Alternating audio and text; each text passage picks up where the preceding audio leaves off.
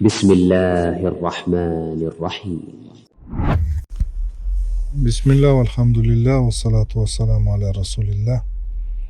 Сейчас очень много распространяются простудные и вирусные заболевания, особенно болеют дети. Поэтому я прошу Аллаха Всевышнего, чтобы Аллах защитил нас и наших детей от различных заболеваний. А если кто заболел, дал Аллах им скорейшего выздоровления.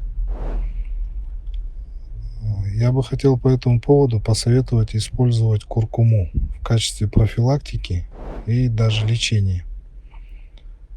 Куркума очень древнее лекарственное средство, которое уже на протяжении, можно сказать, тысячелетий доказало свою эффективность.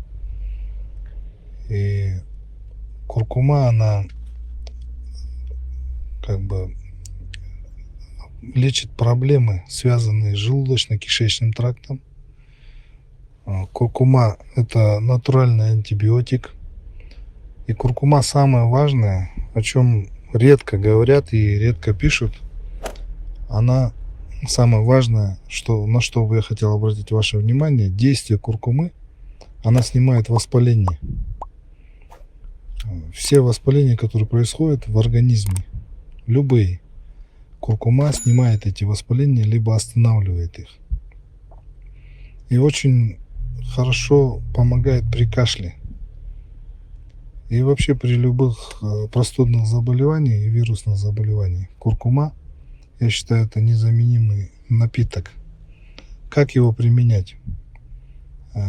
Его суточная норма не должна превышать 1 чайной ложки. 1 чайную ложку ложите в горячее молоко, либо заливаете просто кипятком воды. Дети хорошо пьют с молоком куркуму, она мягче идет. Взрослым можно использовать как чай, просто пить. Но у него есть противопоказания тем, у кого есть желчные камни. Почему? Потому что куркума начинает гнать желчь, и, возможно, по этой причине сдвинутся камни. Либо у кого есть язва или гастрит. А остальным, в принципе, она не противопоказана. Ну, посоветуйтесь со своим врачом. А так, в общем, куркума, она очень полезна.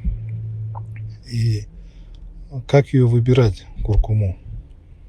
В супермаркетах, в этих пакетах лучше куркуму не покупать, потому что она часто бывает прошлогодняя или ей уже 2 года, сухая, от нее никакой пользы нет, все эфирные масла уже испарились, ее просто молотят и продают как пищевую добавку.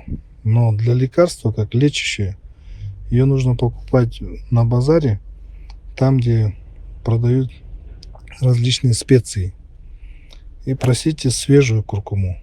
А еще лучше будет, если вы купите корень куркумы и на кофемолке дома сами размельчите, растолочите и будете это использовать. Она очень хорошо помогает при вот этих простудных заболеваниях, укрепляет иммунитет, и организму просто нужно помогать, и он начинает бороться. Не болейте, будьте здоровы. Ассаламу алейкум ва рахматуллахи ва баракатуху.